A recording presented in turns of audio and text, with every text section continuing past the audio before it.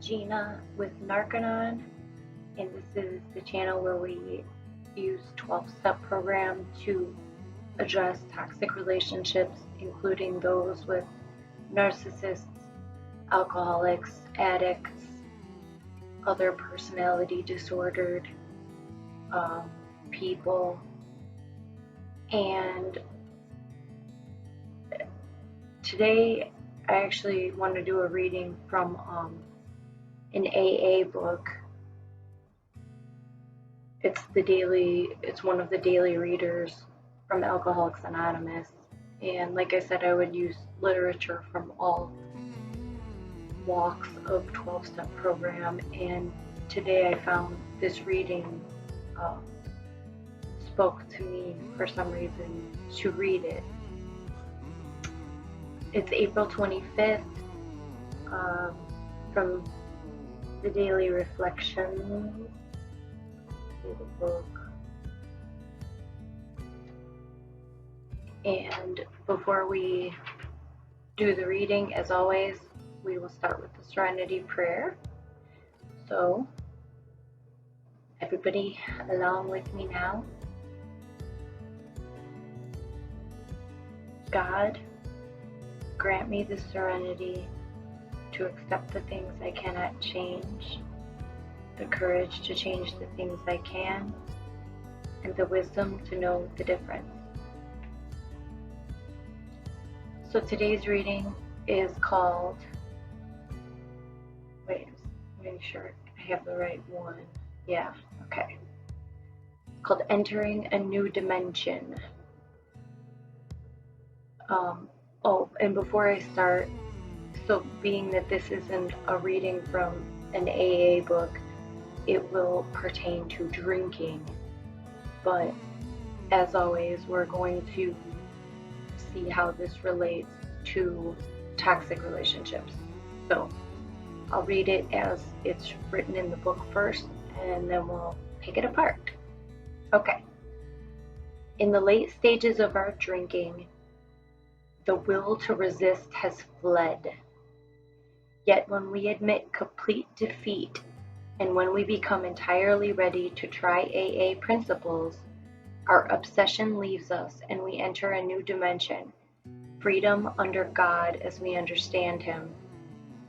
That's from a book called As Bill Sees It. It's another AA book. And the reading that goes along with it says, I am fortunate to be among the ones who have had this awesome transformation in my life. When I entered the doors of AA, alone and desperate, I had been beaten into willingness to believe anything I heard. One of the things I heard was, this could be your last hangover, or you could keep going around and around. The man who said this obviously was a whole lot better off than I. I liked the idea of admitting defeat, and I have been free ever since. My heart heard what my mind never could. Being powerless over alcohol is no big deal. I'm free and I'm grateful.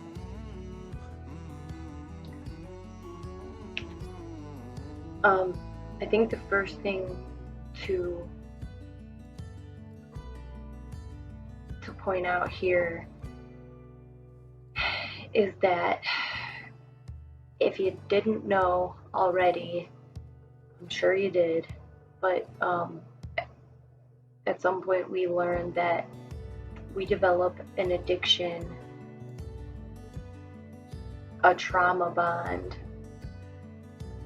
to toxic people in our lives. That's why they remain in our lives, especially if they're not family, especially if they're a friend or a significant other. There's no reason that they are there aside from us choosing to have them there.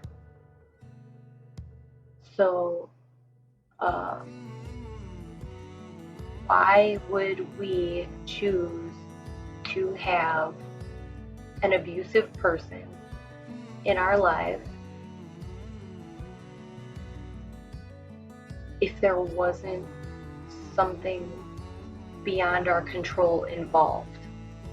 people who haven't been with a narcissist or in a relationship with an alcoholic or addict or any abusive person or person with abusive tendencies, they cannot understand why you would stay. And this is, I believe that sometimes people have been in relationships, toxic relationships, where they were stuck, and maybe it's been so long that they've healed from that trauma, and maybe it wasn't, maybe they hadn't had time to get super attached, involved, or developed an addiction to this person. Or maybe they did, but it wasn't like real severe.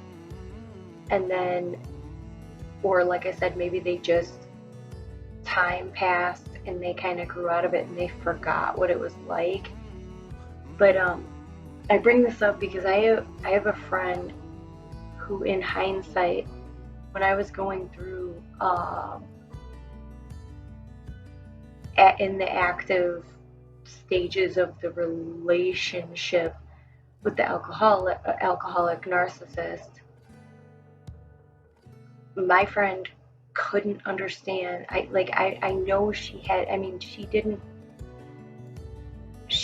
never said it, but I know she had to have been like, what in the hell is wrong with you?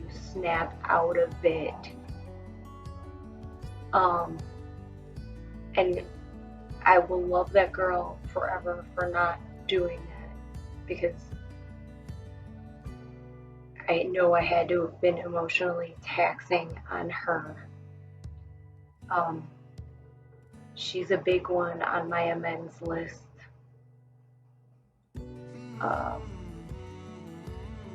Because of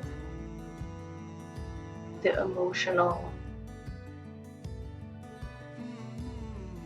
shit that I had to put onto her. She helped me through it because she was a friend, a good friend. And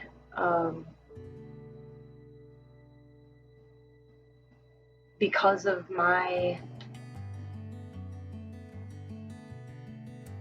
the mental toll that the relationship with the narcissist had on me, my behaviors ruined that relationship. And so, not just that one, I mean, definitely through the thick and the spokes of many a relationship, just kind of, and I'm sure somebody listening to this can relate, that it just ruined many aspects of my life. But that's neither here nor there. That's why I'm doing this 12-step work, getting myself straight, you know, and it's gonna be a long road. These toxic relationships will do a number on you. So it's gonna take time, and I may never get some of my relationships back or where they were, and that's unfortunate, very unfortunate in some circumstances. But that goes to higher power, and I do now, having had a couple of years in 12-step, I've learned to really put my trust in my higher power's hands. And that's something that I hope that anybody listening to this either has or will stick around long enough to develop, because it changes everything in your life in such a good way. It's unbelievable. But and actually it's funny because that's actually really what this is about. So this whole reading is really about the first step. The first step of 12 step.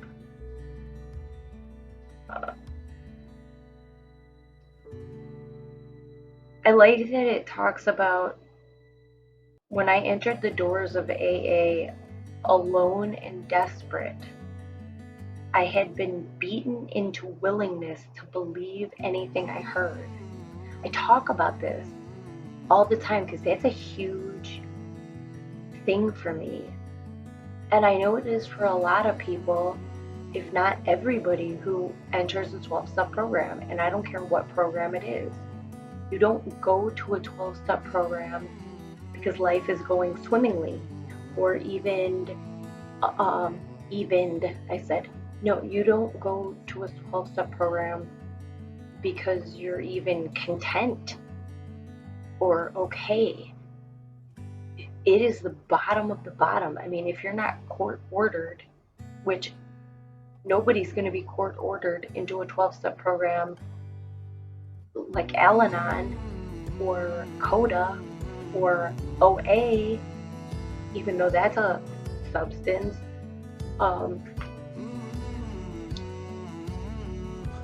Only if there's drugs or alcohol would you be court ordered into a program, and guess what? Probably ain't gonna work for those people. And that's not just because they're not willing to do, they're not willing, but also because then they're stuck in a court ordered program with a bunch of other people who also aren't willing. And the only chance that you might have if you were forced into 12-step would be to be around people who are really want to be there and want to change, and that you could hear something from them and see that this can change you and change everything for the better. So it's most likely not going to work. But when people come into 12-step, they are in a low place.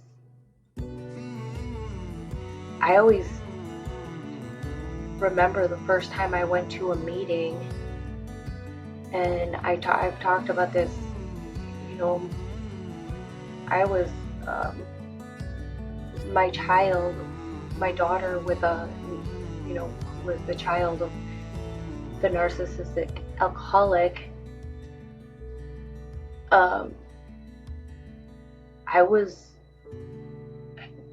I feel like I know I walked into that building, but when I picture it or think about it, I feel like I army crawled. Like I feel like I crawled in there because I couldn't walk. And it wasn't just physical, which I did have a lot of physical stuff going on. I have multiple sclerosis, and I had a relapse at the time with brain lesions, and I wasn't walking very well. But I actually felt like it emotionally, like I crawled in there, and I was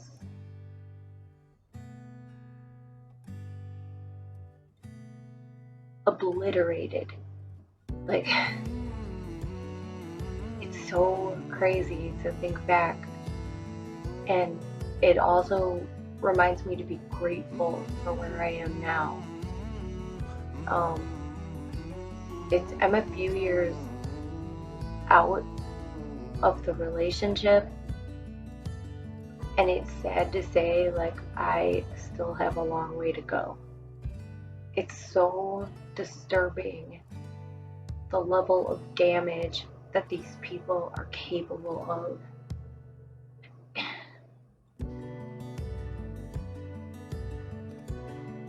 And yet, the entire point of 12 step is to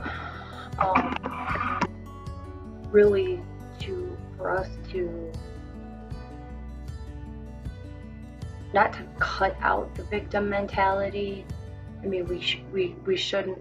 We need to have it, I believe, for some period of time, because we have to grieve what we went through. And depending on how much it affected your life, it could take some grieving. My first relationship with a narcissist took me a disturbing amount of years.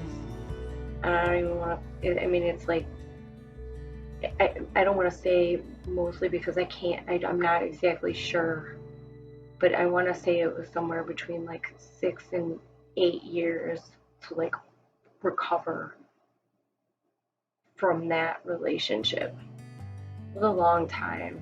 And in some ways, it's so crazy, because in some ways, my first narcissist was worse than the second, and then in other ways, the second was worse than the first. So it's just that they're both.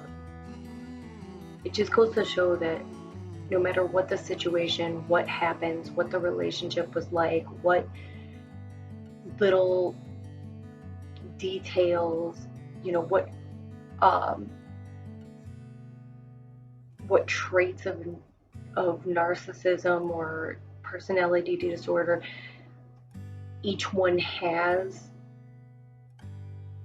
it's like equally damaging. It's just a different road to the wreck, I guess. It's just crazy. So it's like to just know that everybody, you could spend a fairly short amount of time with a toxic person and be pretty destroyed. But absolutely, I believe that the longer that you're in a relationship with a truly toxic person, the more damage it does. Because everything starts, the way you think, everything changes. I could totally agree with this statement, is that I had been beaten into a willingness to believe anything I heard. That's so huge for me. I was at such a low point when I came in to 12 step that it was more than beaten into willingness to believe anything I heard. It was, I had to believe what I heard there, because it was the only hope I had left. There was no other hope for life at that point. And I came into this room and I saw people who had survived. They had been where I had been and they survived and they were okay. And some of them seemed happy. And I had to believe that they had found a way out. And they said it was through 12 step. And if they found a way out through 12 step, then I had to believe that that was going to get me out too. One of the things I heard was, this could be your last hangover or you could keep going around and around. The man who said this obviously was a whole lot better off than I.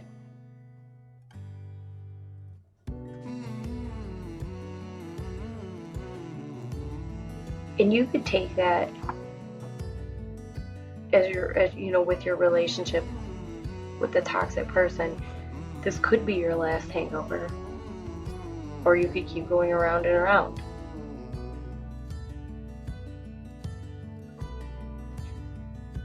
Everybody is, everybody in the narcissistic abuse community are real big on no contact. I don't want to speak on my, and I'm sure I will, I guess just for today, I don't really want to speak too much on that, because I do believe that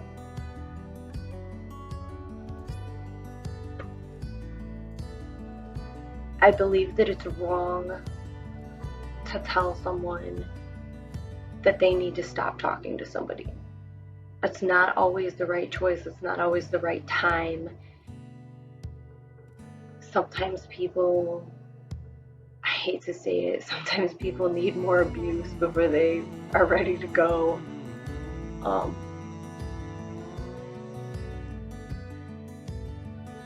Narcissists are dangerous people. And if not physically, financially, emotionally, they're so dangerous.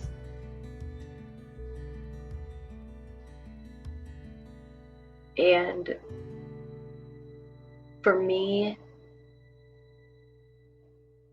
knowing that I was dealing with a narcissist was like, I'm not, my brain couldn't calculate it so much so that it took a while for it to sink in, but not a long while. I mean, it was a couple of months from the point that I was like, okay, yeah, this person's probably a narcissist, to like, okay, this person's definitely a narcissist. And then once I realized that this person was definitely a narcissist, it was just, what's the point? There's no point. So for me, at that point, once I knew for sure that this I was dealing with, it was easier. So I'll tell you, the sooner that you figure out that you're in a relationship with a narcissist, if you can, the sooner you, and learn about it, learn as much as you can about it. Keep learning, read, go to other YouTube channels, listen to the people who break it down and explain it. That's not what I do so much in this topic or in this channel. It was that I'm trying to heal. I want everybody to heal. If you know you're dealing with a narcissist, learn about it, because once it clicks, it's hard for somebody who has empathy, because it's so inconceivable, the things that they're capable of. It's so inconceivable, it's so hard to like grasp. But once you do, it's easier to look at that person and see them for what they actually are, which is a robot. And realize that a robot is never going to love you. A robot is never going to care about you or anyone else. So it's good to learn that and get it through your head, what that is. Okay. I liked the idea of admitting defeat, and I've been free ever since. My heart heard what my mind never could.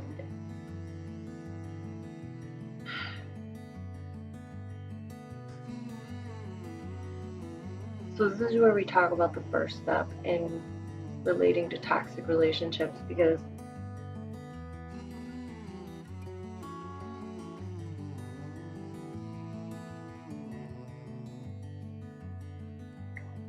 for me to say I am powerless over people, places, and things,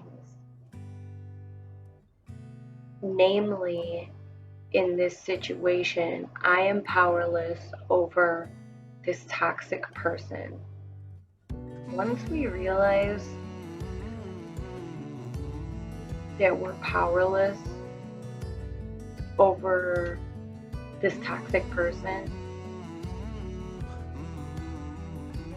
we realize that there's nothing that we are going to do to fix it. No matter how we handle each situation with this person, we can try any kind of approach. We can yell, we could scream, we could cry, we could beg, we could be super nice, we can bend over backwards, we can push, we can pull, we can behave any millions of numbers of ways. We could act like a victim, we can act like, we can try to thumb them down, we can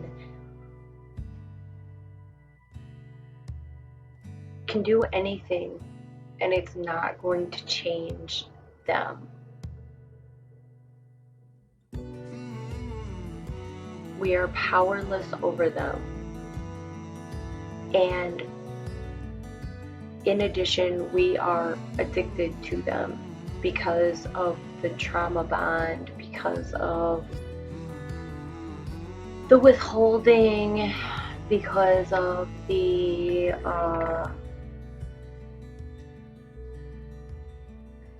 the scientific explanation is that we receive the reward, the oxytocin in our brain against the cortisol. So it's like treat you like crap, you stress out, you crash, your cortisol levels go way up, you're super stressed out, worried, freaking out, and then they come back, throw you a few crumbs, and then your dopamine and your oxytocin skyrocket. So there's like that, the technical, what creates a trauma bond, the Stockholm syndrome. And then so we do have like an addiction to these people.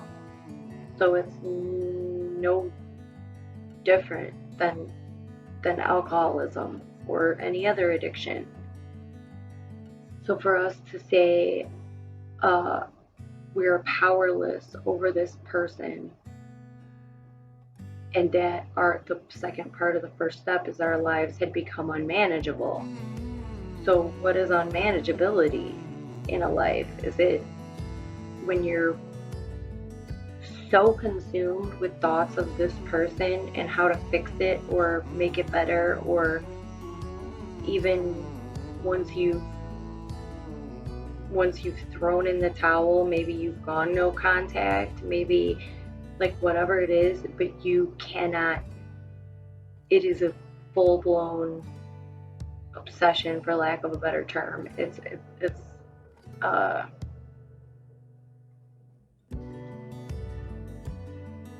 a compulsion, an obsessive. Well, it's not a compulsion if you don't act on it. If you've gone no contact, good job, you're not compulsing, but the obsession is there. You want to compulse. You want to take that tall, cool drink of a narcissist, but you're refraining. The first step is abstinence, right? In any 12-step program is abstaining from the drug. So,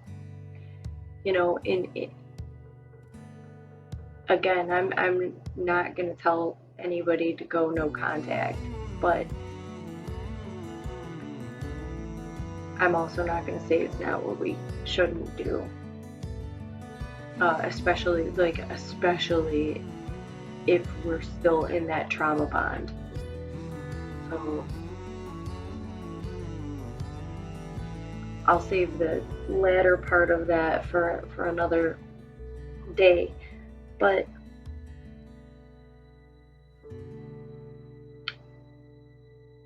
you know, in the beginning of this, it says in the late stages of our drinking, the will to resist had fled. That's the perfect example. It's like how many times, which again, this was before I knew that I was dealing with a narcissist. Once I knew I was dealing with a narcissist, changed it entirely. But before that, it's like, okay, so he would do his withholding silent treatment thing for ridiculous amounts of time, and the will to resist, I had no will to resist. I mean, I did, because I'm, you know, I think that I think I have borderline personality disorder, and I do believe maybe this is a part of it, but maybe not, because you know, I had just heard Sam Vaknin say that he believes that CPTSD actually mimics borderline personality disorder, and short term, that it would go away as the person heals. But so maybe I'm not borderline, but I certainly have spent the last 2 or 3 years with a certain type of behavior and thought that, while researching all these personality disorders, has led me to believe that I might possibly have borderline personality disorder. I'm not 100% sure, and according to what I just heard from Sam Vaknin, you know, that's possible. It's possible maybe that it's just CPTSD from the narcissistic abuse that has caused me to believe that I have borderline. But regardless, you know, that behavior, when I feel like somebody doesn't want me in their life, I generally don't fight it. It could kill me, it can destroy me, but I won't like chase. I'm not a chaser. So if I feel like you don't want anything to do with me, I just, fine, I'm gone. And in the relationship with the narcissistic alcoholic, I did a pretty good job of, I would not make contact first. Very occasionally, I would make contact first, and honestly, it would be, at least I believe that it was out of a place of concern for that person, because again, I didn't know that they were a narcissist at the time, so I didn't know this was, I mean, there were a lot of red flags. There was a lot to make me believe that this was intentional. I used to ask him all the time, you have to be doing this on purpose? Like, there's no way that this isn't intentional. But he'd be like, no, it's not intentional. Oh, okay. And I believed it. I couldn't comprehend that somebody could be that cruel. I couldn't understand that. So before I understood what a narcissist was, and that was what was going on here, I just couldn't. So when they would disappear for long periods of time, I thought they were offbeat, like reminds me of Ren and Stimpy. It's like, you know, Ren's somewhere, he's somewhere being sad, and I'm gonna find him, and I'm gonna make him happy again. So that's a lot of what was going on there for me. So I would reach out occasionally, but mostly no. Mostly I would just do my end of no contact. But the second that he would reach out to me, that's when I was absolutely powerless. totally powerless.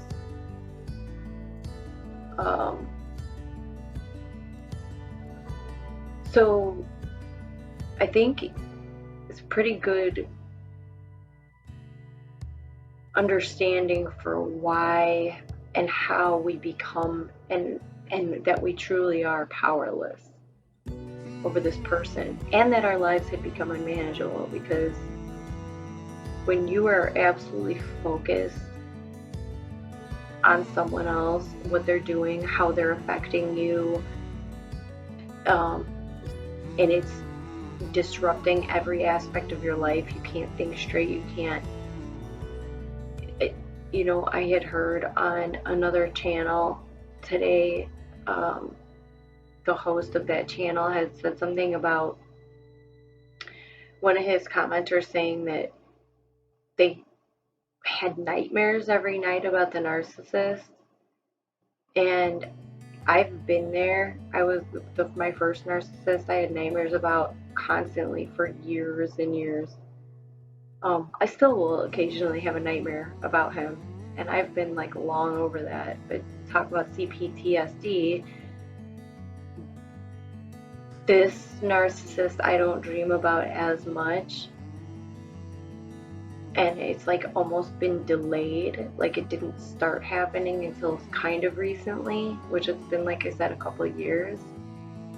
But I am starting to have like, and they're not directly, it's weird because they're not usually directly about him, but it's almost like people who have people's energy, you could just sense that energy. And it's like I could sense his energy in my dreams, and it make me super uneasy and feel like awful,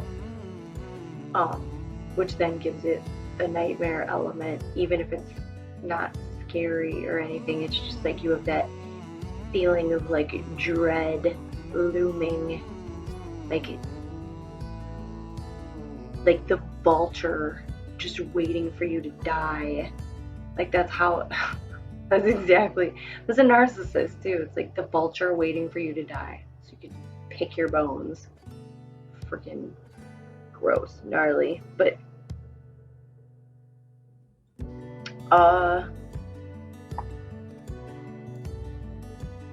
so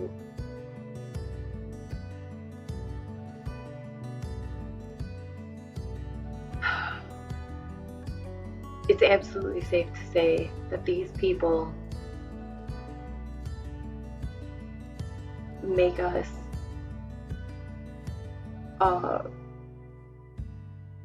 we have an addiction to toxic people, and our lives have absolutely become unmanageable.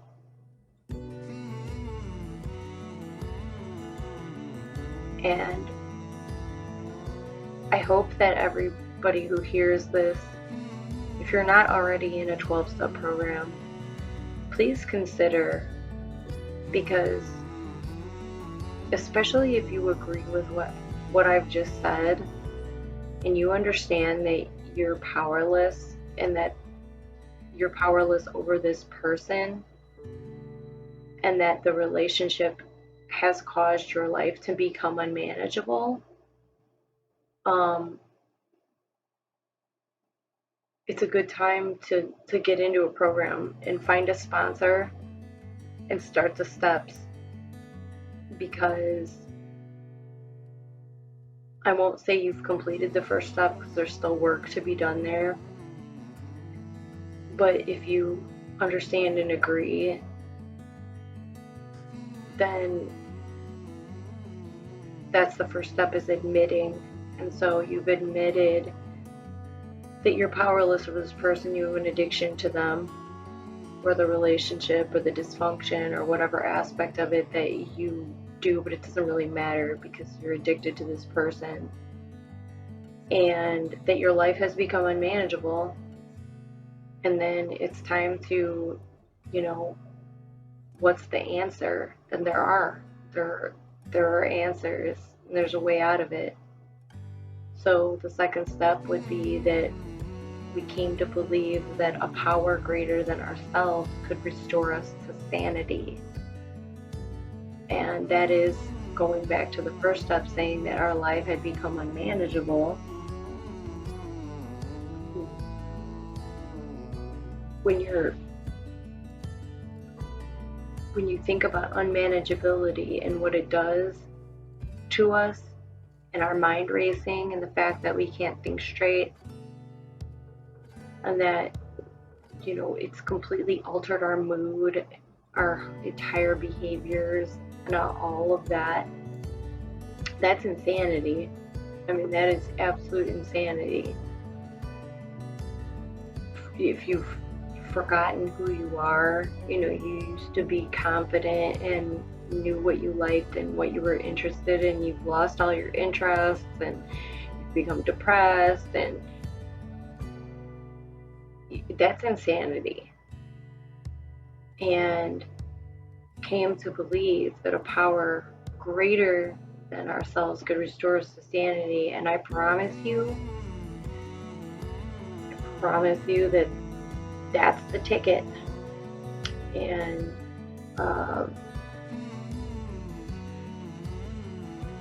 we'll be definitely talking about higher power and how we start to establish a relationship with higher power, and how to know what your higher power is, because higher power is different to everybody.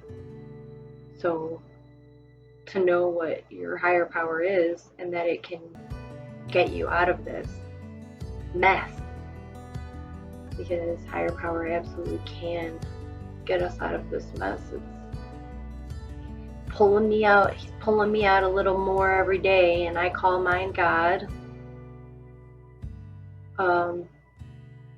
But he's pulling me out of this every day. So yeah, I think that was a good reading for today. And thank you all for listening, and I will see y'all on the flip side.